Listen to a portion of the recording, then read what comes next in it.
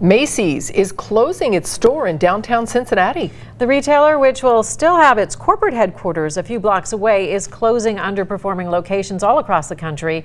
Jeff Hirsch joins us live with why it's happening now and what's next. Jeff. Well, good evening. This really was no surprise. It's kind of like waiting for a very ill relative to pass away.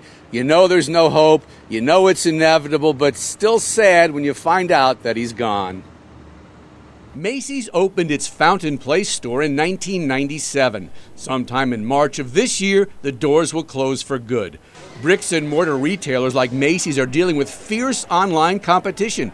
Amazon is to Macy's now what Macy's was to mom and pop stores a century ago. Downtown Cincinnati has seen tremendous growth lately, but downtown is not immune to the internet and changes in shopping habits.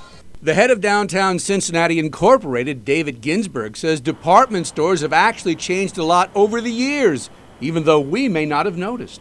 You think about electronics, they left the department stores when companies like Circuit City opened. Now where are the Circuit Cities? So the only thing I can tell you about retail, it is dynamic, it is changing. It's much better to try to anticipate change, embrace it, and move forward than it is to lament changes and fight it.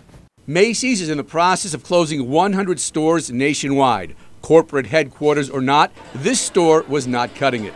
The store's lease is up this year, so now was the time for Macy's to pull the plug. Mayor John Cranley issued a statement saying downtown's vibrancy will mean a new tenant will be found quickly. Cranley said the city considers Macy's long-term corporate success very important to Cincinnati because hundreds of headquarters jobs remain downtown. Ironically, in his inauguration speech yesterday, Cranley alluded to challenges old line businesses face. External threats that are outside of our control abound as our beloved and important historic companies like Procter & Gamble and Kroger's and Macy's all face serious competition and new threats. As mayor, I will do everything I can to help them, but since their future is out of our control, we must always look to diversify our economy.